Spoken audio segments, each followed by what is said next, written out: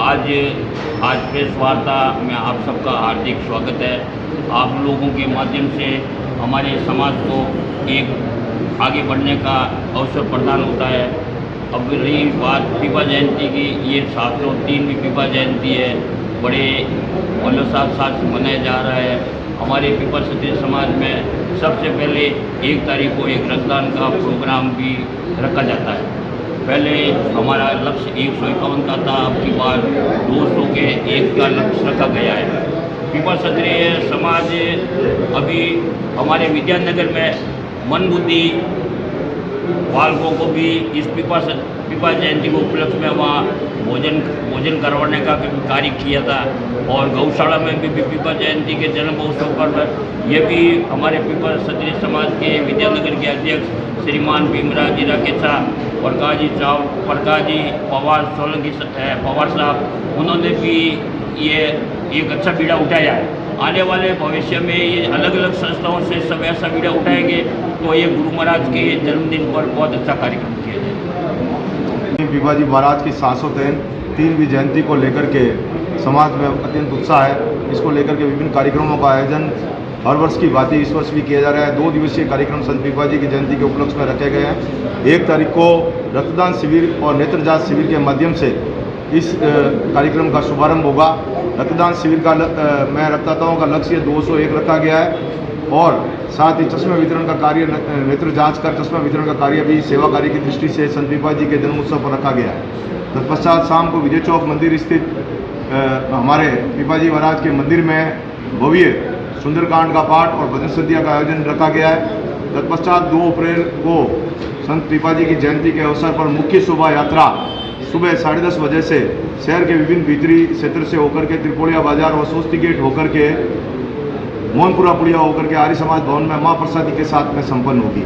इसके अंतर्गत समाज के सभी बंधु, पीपा जी को मानने वाले सभी जोधपुर समाज के उनके भक्त सब इसके अंदर शामिल होंगे। लगभग 7000 लोगों के मां प्रसादी में शामिल होने का लक्ष्य रखा गया है। शहर के विभिन्न हमारी संस्थाओं के द्वारा भी इस जयंती को लेकर के भव्य शोभा यात्रा में अन्य स्थानों से भी शोभा यात्रा, मुख्य शोभा यात्रा में शामिल होंगे, जिसमें माता प्रधान क्षेत्र से, विद्यानगर क्षेत्र से, हाउसिंग बोर्ड क्षेत्र से और सूरसागर क्षेत्र से शोभा यात्रा मुख्य शोभा यात्रा में शामिल होगी। और तत्पश्चात मुख्य शोभा यात्रा विभिन्न क्षेत्र के भीतरी मार्ग से मां प्रसादी के रूप में आर्य समाज भवन में संपन्न होगी, जिसमें 7000 से अधिक संख्या में हम सभी उसमें मां प्रसादी में भाग लेंगे।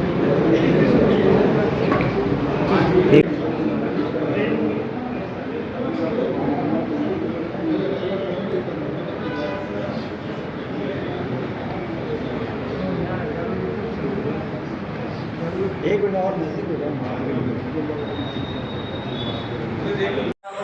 बात है बड़ी बातों में तो 90 किलोमीटर दूर पड़ता है। इतना बढ़िया दूर है, जैसा जैसा दूर कह रहा हूँ अभी वो खंडर है जो दूर के राजा जी परवारा, उनके सुपुत्र हुए संत पीपा जी महाराज, जिनका नाम था प्रभाव सिंह। तो शुरू में इनका नाम पीपा जी नहीं था।